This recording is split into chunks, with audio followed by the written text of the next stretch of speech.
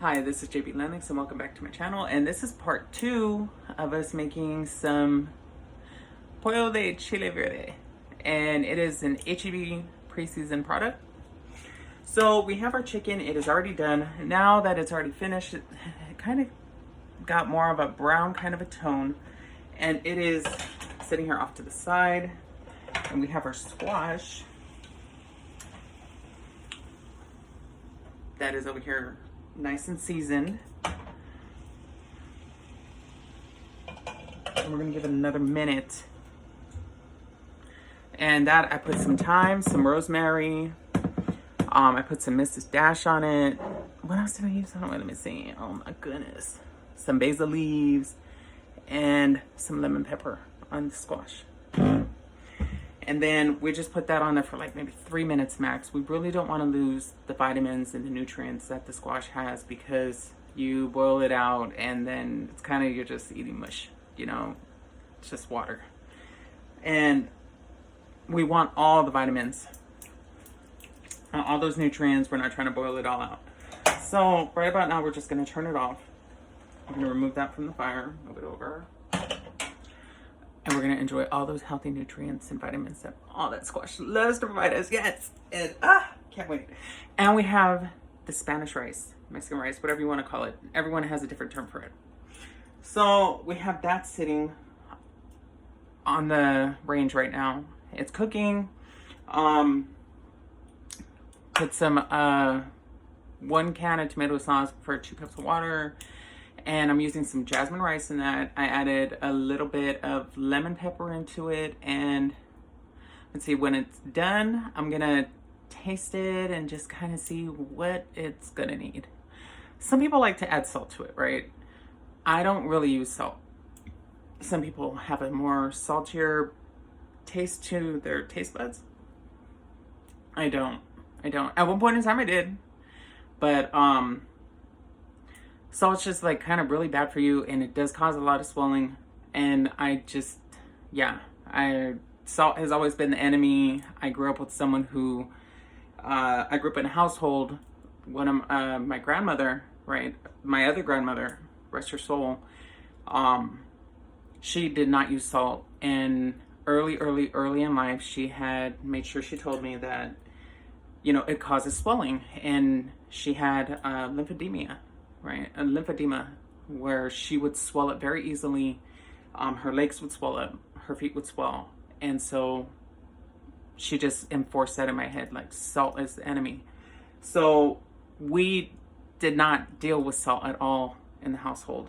And a lot of people are like, well, no, you use a lot of salt. Like, no, I'm sorry, but you know, that's your thing. But this is just how I was raised. And even into adulthood, I still practice this regimen. And dietitians and nutritionists, sorry, I said that little.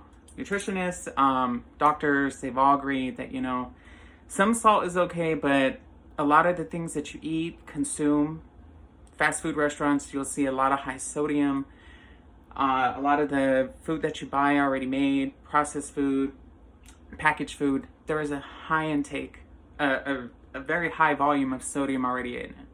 So if you're making your own food, you have a lot more control of the sodium that you're putting in your food. And since I'm making my food, I know how much sodium I'm putting in it, and I don't use a lot. I try to use very little, actually. So I used the Mrs. Dash, and there's times where I will use salt. I just not gonna use a lot. So as soon as it's done, we're just gonna go ahead and see what it's gonna need. My kid don't even eat a lot of salt, and I'm actually very proud of that. You know, we're out to live long, healthy lives. But he still wants to eat burgers. I was like, dude, don't eat a burger, please don't. Oh my gosh. But he wants a burger, I'm gonna let him eat a burger. He's still young, he can burn it off. He has a really high metabolism, so right on for him. So now that you have an understanding of why I don't do the whole salt thing, now you know. So right on to that. And so I really don't want to lift the lid. Nah, I probably shouldn't. Huh. Okay, I probably should not have done that, but I kind of did not time my rice. Oh my gosh. So this might be setting up for failure. Oh my gosh. Shame on me. So in the midst of all this cooking, I kind of like missed like a whole gap of cooking here. Before I made this video, there should be actually a part 2 and a part 3. So this should be actually part 3 right now. But I kind of had a call and it intercepted it during my video process. So yeah, we're kind of missing a big chunk right here during the preparation for the rice and the squash. But I have squash videos already up, so you're not missing too much on there. But the Spanish rice, that's a whole another story. So you didn't get to experience the whole preparation for that. So I apologize. That'll come in another video. And yeah, I hope everyone's spirits are really good. I will be presenting the final result. I'll give a picture to my Instagrammers and to my Facebookers and to my YouTubers.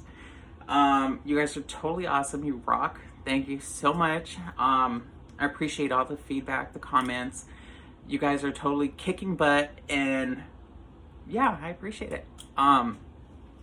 So I know that this needs a little bit more time to cook, and I'm not going to hold you up for too much longer, and I'll update you with the next video. Thanks.